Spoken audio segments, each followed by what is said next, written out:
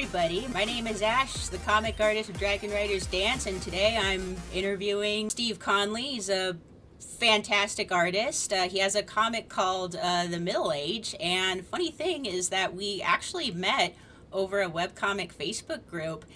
And that was how this was like about a year ago, and that was how I heard about the Middle Age. So, as you know, my comic is about a dude who is about basically a knight who is married to a dragon who is like the princess, and he actually has a similar element to the Middle Age. So, yeah, only his dragon is this like super badass warrior woman, and I'm just gonna shut up. I'm just gonna stop talking now. And so, Steve, thank you very much for taking the time. Like we were saying before, I reached out to a few different artists, and you're the first one that immediately got back to me, which was pretty shocking. Because like, oh wow, this guy, like he's done work. The Middle Age is like actually won an Eisner, didn't it? It's been nominated a couple times. Oh, it's It been hasn't. nominated. It Oh, hasn't. It hasn't. It's got nominated for a Eisner Award twice, mm-hmm. Ringo Award a couple times, and even the National Cartoonist Society Award. Has never won one. It's appropriate. My story's about a guy on a hopeless quest, and I every time I don't win, I feel like, okay, write what you know. You I know, mean, that's awesome. I mean, just even being nominated, that's agreed. I'm there. not. Yeah, I mean, I'm gonna ask you about this later, but it's just like I just feel like with a lot of artists, it's like it's so like I've actually struggled with this myself. It's so hard to get started because it's not going to be perfect, and you're just like, what if I fail? What if? But it's like, well, if you don't try, you're never gonna achieve anything. So I mean, that's I like that. That's what I like about one of the things I like about your comic is that it starts off. Please forgive me if I'm wrong, but it starts off black and white in a quite much simpler art style, and it just grows. It's a journey, and it's fantastic. I mean, I know so many of us get caught up. I do like a webcomic shop talk channel on YouTube, and I see the numbers of people who are checking out these videos, and it seems to outpace the number of webcomics. So I think people are watching these videos, they get excited, they get their webcomic done, and then they're like, I don't want to put it up there. I'm afraid. What if people oh say something bad about it, or what if it's not perfect? You right, know. yeah, mm-hmm. Well, that's But I love that you seem to jump in with both feet and just not look back, and that's great. That's great.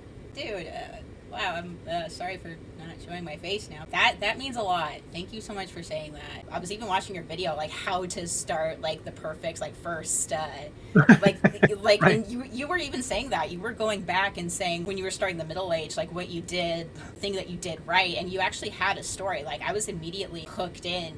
It was just like there was this sword in.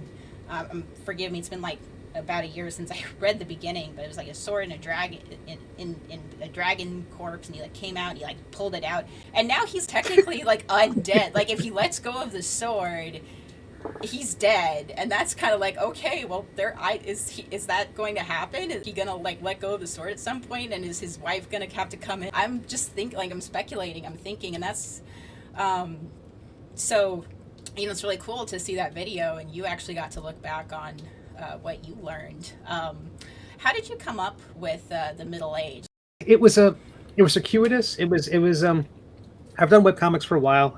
My first webcomic came out in 1998, and I've been at it for ages. And fits and starts with some successes and and then a ton of failures. And failures is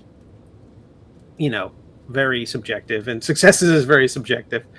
Um, but this particular story, it started off with a editor at a newspaper syndicate who I was working on a art book, The Art of Richard Thompson. Richard Thompson was a wonderful illustrator and cartoonist. He did the comic strip Cul-de-sac, among others. Beautiful artist, amazing, funny drawings. And I was the designer on that book. And I've been doing web comics for a while, but very much in the North American comic book style. My heroes were Wally Wood and Steve Rude and Jim Steranko and Jack Kirby and Steve Ditko. Very much the spinner rack Marvel DC crowd. Um, And I was working on the Richard Thompson book, and what I realized was that he had this different objective with everything. It was never he didn't try to make anything perfect. He tried to make it funny. So he would draw a cow, and it would I mean, like I've said this before, like if he had taken a course in cow drawing, he would have flunked. But it's the funniest cow you've ever seen. It's clearly a cow. It's not anatomically a cow, but it's clearly a cow, and it makes me laugh. It makes me double over. I mean, I'm crying looking at his drawings because they're so funny. And that was kind of the emotional start for this story. Was like, I'm not going to try to draw the way I've been drawing everything else. I want to make drawings that make me laugh. And because if I'm not going to make money from this thing, if this thing's going to fail like every other thing I've ever done, this will at least make me laugh. Mm-hmm. And so that was it. It's like, okay, so I know I'm going to do a comedy, and I want it to be personal without being autobiographical, because I don't want to talk about me, but I want to do a story only I can do. Mm-hmm. And as a middle-aged dude who has failed, who's been tilting at windmills, has been on these quests to kind of, whose latest foolhardy quest is to start yet another webcomic, especially another fantasy webcomic. I would do a hero on a quest and kind of borrow from my own experience and filter it through my love of fantasy and The Hobbit and D&D and Beastmaster and whatever else. I mean, it's not a parody. This is definitely not a parody comic, but it's filtered through a person who just has, who's the formative pop culture years were very much laced with fantasy. And so, and then stumbling onto The Middle Age as the title of it, and starting off the first line is, and again, not going back and changing it, but I recently came up with what I thought was a better first line 5 years later. But the original first line was, I want to get this right, because I kept changing it in my head. 'Twas the Middle Age, a time of knights, wizards, and receding hairlines. And so you start off the whole thing with the word "twas," very fantasy and ye oldie, perfect. Yeah. And but now if I could go back, it'd be "'Twas the Middle Age, a time of knights, wizards, and yelling at gnomes to get off your lawn." And I think that I want to find a place for that, maybe in the collection, but so it became this, so that was like the germ of the idea. And after that, it was like, okay, I want a knight who's got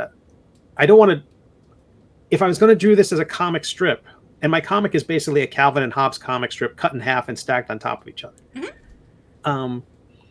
And I thought, I want room for my dumb jokes. So I want to have a character talking to a sword. That way it'll be easy to draw. I only have to draw a person and the sword they're holding, and that's it. And I can have a conversation. So it was almost like laziness made it a talking sword.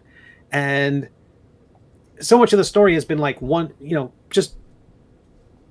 make an offhanded joke, and that turns into Waddlebottom, the Lord of all ducks, who's in the story, or another stupid visual joke, and that creates Bob, who becomes this recurring character in the story. Yeah, it just kind of sounds like these ideas just kind of, they just kind of come to you from all different angles, pretty much. Just silly jokes just pop in and that kind of thing. Right, always with an eye toward where the story's going to end. Like, so as long as it fits in my plan as to where I'm going, as long as I know it's not going to derail me, right, then it's sort of like, I know I have to be in California by the beginning of July, and I'm going to start driving now. I've got time to take detours, and as long as I don't get pulled all the way to Ottawa, I'll be fine. So that's kind of my goal, is to, as long as I get where I need to go in the end, and always keep my eye on that, I think readers can feel the direction I'm going in. I hope. That was exactly my idea. It was like, at the very beginning was, I just got back into digital art, and I was like, oh yeah, I'm an oil painter. I can do these super realistic things. I've been to Italy. I've no problem.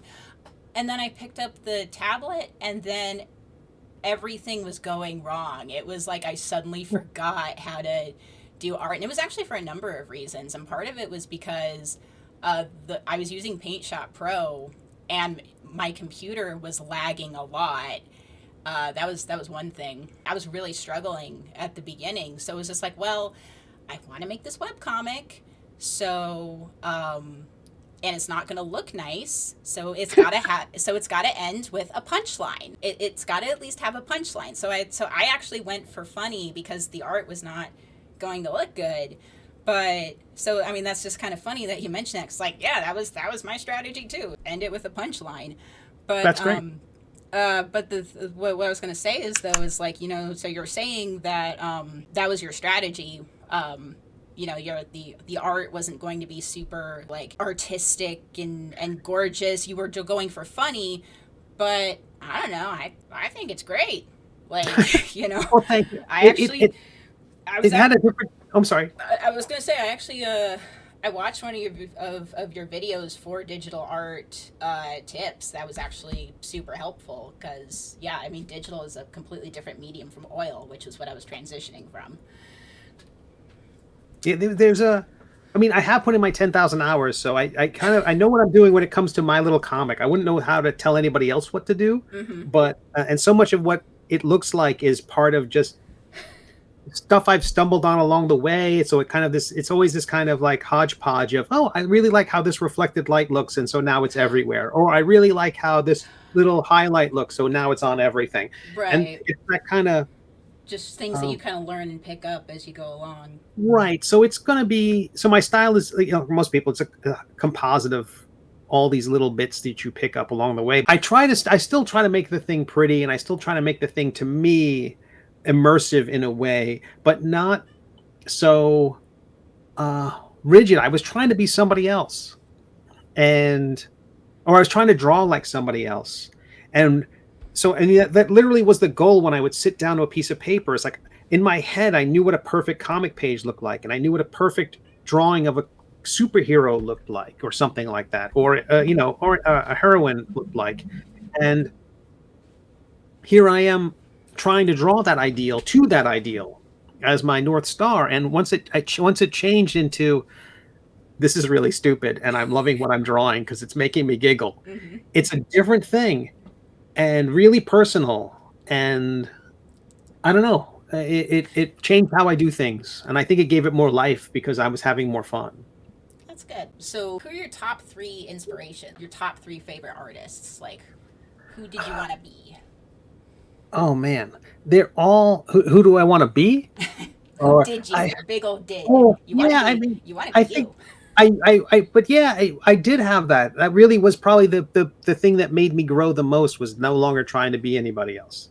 But it's a great question because it's the question a lot of artists ask. And it's like, or you look at somebody and you're like, man, I like what they can do. I wish I could do that. So I wish I could be them and have and I will eat their heart and gain their power. And, Awesome. but it's more like, I mean, I found that my tastes were so all over the map. I Mm-hmm. like Jack Kirby, and I like Neil Adams, and I like Jim Steranko, and I like Steve Root, and I like Yves Chaland, and I like Charles Schultz, and I like Bill Watterson and Jeff Smith and Raina Telgemeier, and I like them all for different reasons. And it's not, and I think it's quite possible if you put them all in a blender, you end up with me. But it's not like, but it's got to be one of those things where when it's like a meal you serve, if any one flavor overpowers it, Right. it's like there's a lot Something of not quite right there. Yeah. there's a little too much Steranko in that. You know what I mean? Right. Mm-hmm. um, so at this point now, I think, again, just by having something there wasn't an external metric I was using. It was an internal one, make myself laugh. That's why the character's head can be so different from panel to panel sometimes, because there's a scene where early on where it's a really stupid joke where that hero's like, thank goodness there aren't any more of these help wanted, any more of these wanted posters for him. And he turns around and the forest is just littered with them. And the joke is the sword says, that the portrait on the poster, he just lets drop me one compliment after another, that face commands respect, has noble dignity, all this stuff. It looks nothing, and then it looks nothing like you. So basically, build up, build up, build up, pull the rug out. And the hero's expression in the last panel, his head couldn't be more off model. It's basically this kind of melted road cone of a head, and he's just looking so. I just thinking about it makes me laugh because it's so dumb, and it's a pretty good burn, and the character looks like it's hitting him, and it's very funny. And I mean, I can't say it looks like anybody else because I wouldn't want to insult anybody else. actually, that's another bit of advice that I heard a while back. Was there's this video called like "Everything is a Remix," and it kind of touches on the idea that anything we create, it's not original in the sense of it's never been thought of before. It's just a amalgamation of our own experiences and our own different um, inspirations, basically, or people we've And looked that's a up good, to. and that's such a good reason to have such disparate influences. Like if you like the work of Bill Sienkiewicz and you like the work of Alex Toth, or let's say Charles Schultz and Frank Frazetta. Let's go. You can't combine. If you combine those two, I don't know what an AI would do with that information. I don't know how it would. Mm, But if you like Frank Frazetta and all the people who were clones of Frazetta, right, and those are all your influences, then suddenly you're just kind of a watered down Frazetta. right. Mm-hmm. Whereas if you do like things, if you like Yves Chaland and you like Raina Telgemeier and you like Jeff Smith and you like Jack Kirby and you like things that are all over the map and listen to all these different tunes, all these different artists from all these different genres, you can. You're gonna get something new. Yeah, but you're going to lose out on all the followers. Like there's a ton of people who want the next Frazetta. Mm-hmm. But if you chart your own course, you're going to have trouble because it's not like who do they put your book alongside? What box do you go in? And so it's tricky. I mean, I understand in comic book shops, they wouldn't know what to do with my work. You know Mm-hmm. what I mean? It's like, oh, is that European? Is he doing something in a European style? They don't know. It's like, because that's not what we do here. Whatever that is, that's Right. not our. Anyway, I'm Yeah. rambling. No. Um. No. No. No. No. No. No. No. Keep going. Keep going. Keep going. Keep going. But having disparate influences is probably the best thing you could possibly do, and trying to learn from everybody you can, even if you're like initially you don't dig that music style or art style. You just look at it and go, oh, look what they do there. I like how they handle fabric, or I like how, man, look at those feet. You Mm-hmm. know, always weird things.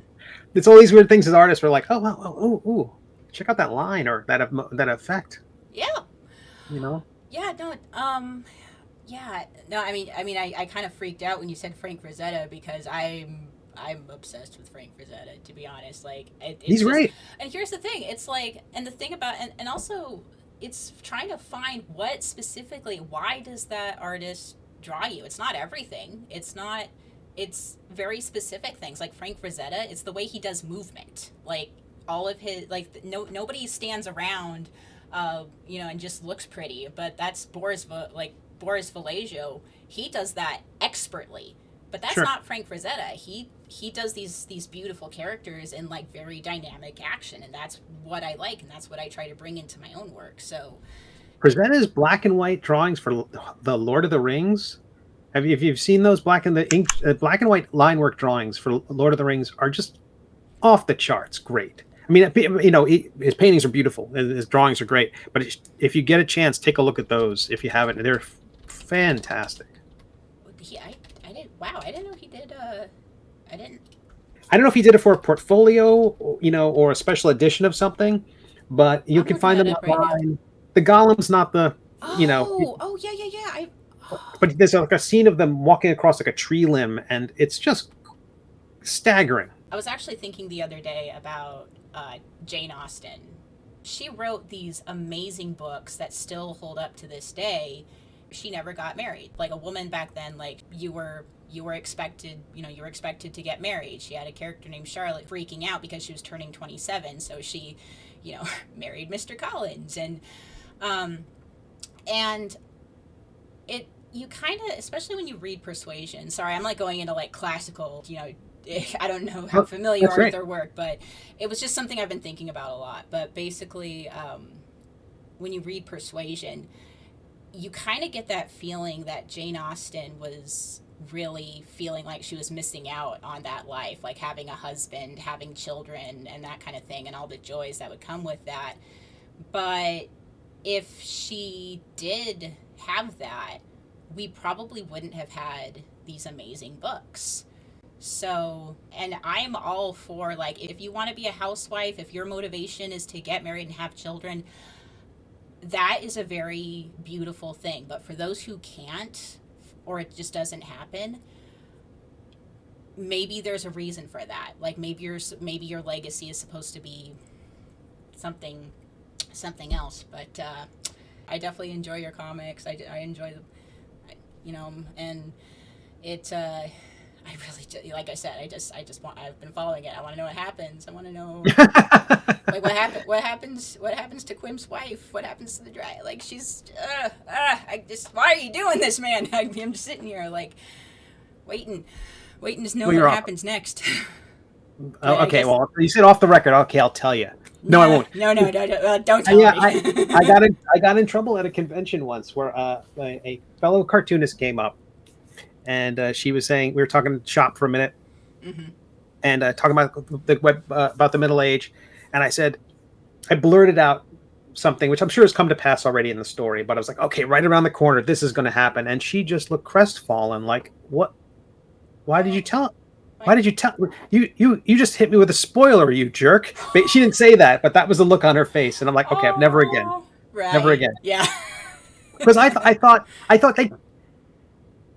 thought nobody could possibly be invested in the story the way I am. I don't know. I just assume that. Right. We're just talking notes. We're not talking like you actually care, because you can't possibly care about my work, because my work is, so typical creator. It was surprising. Like, I was trying to, like, post this being like, if people hate it, I'm just not gonna care. But then people did care, and it was super just meaningful. Like, it really is. That's wonderful. I'm going to ask you one last question. What do you think is the most rewarding, other than monetary, other than you get to eat?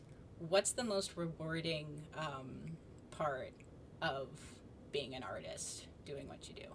Okay, a quick list, and then I can pick from the list. I get to sleep in most mornings. I get to grow as a creator. Every day working at this, I get less worse. I want to say I get better, but that sounds like I'm bragging. But I'll just say I get less worse. I create puzzles and traps for myself, and I have to escape the traps. And the puzzles I create for myself get more and more challenging, and it's tougher and tougher for me to get out of them. And I, so far, keep managing to outwit myself. It was something I put in another comic of mine a long time ago. I had a character named Argosy Smith, and I'm basically trying to explain who this character was. And it was the character who got to say Eureka every day and meant it. And I kind of feel like I get to do that. I get to have those little Eureka moments, and those release dopamine. Those are it feels good to accidentally or intentionally draw a hand correctly. Right. It feels so good to do those, even if I know tomorrow I'm going to hate it. I'm going to look back on the page and go, I could have done that so much better. But of course I could have. I hadn't done it before. And the second time I'll be better. So knowing that everything I'm drawing is going to be better, I can do a better job tomorrow, means that everything I do today is important for who I'll be tomorrow. It's the opposite of entropy. It is, I don't know. There's a lot of great things about it. I don't know which one's my favorite. But the sleeping in part's nice. Steve, this has been fun. I was, to be honest, I was a little nervous. Like, okay, I don't know, like, I don't know this dude. He's a pretty good artist. Clearly, he's worked for some pretty people, some pretty high up people. So. I could have been a creep. Yeah, but you could have, but you weren't. Or just motionless with yes, no answers. Yes, no. Oh yeah. Nah. But this was actually, you're very, very human. I kind of feel like we're kind of on the same wavelength. Like, I don't know, but I'm deeply offended. After our conversation. Well, I don't care. Fair enough. The truth. Alrighty.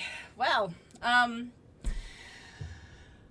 just gonna end this here. So that's great. Well, let me just add one bit then. I'll add a little bit at the end. Great. If people want to read my webcomic, The Middle Age, it's available at middleagecomic.com. It's also available on Webtoons, Tapas, and Go Comics.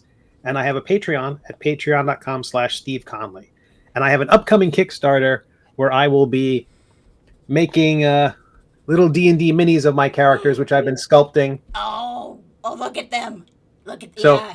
I've seen the so these will, videos of them yeah, that you've been, that's so cool. That's so well, that's cool. coming up. Well, that's coming up. That'll be my next Kickstarter, and so I just hope people check it out. I hope they like it, and again, I'm so glad we got a chance to talk, and I hope we get to talk again. Yeah. Well, Steve, thank you so much. Thank you so much for talking with me. This has been enjoyable, and sure, I'll just plug myself while I'm at it. So my Patreon is patreon.com/dragonridersdance. And yeah, just been using Patreon money to like help. We've actually hired a dude to make a theme music for Ari and Matthias that's supposed to like, combine and become like, they're two songs supposed to combine and be like this amazing song. So just that's what I'm using your dollars for. Just so you know, and yeah, so my webcomic for now, it's Dragon Riders Dance. It is just on Webtoon and dragonridersdance.com. Slowly going to move it to Tapas and then Go Comics. I have not heard of that, so I just wrote that down for my own edification. All right. Well, dude, great chatting with you, and take care of yourself. Thanks so much. Bye-bye.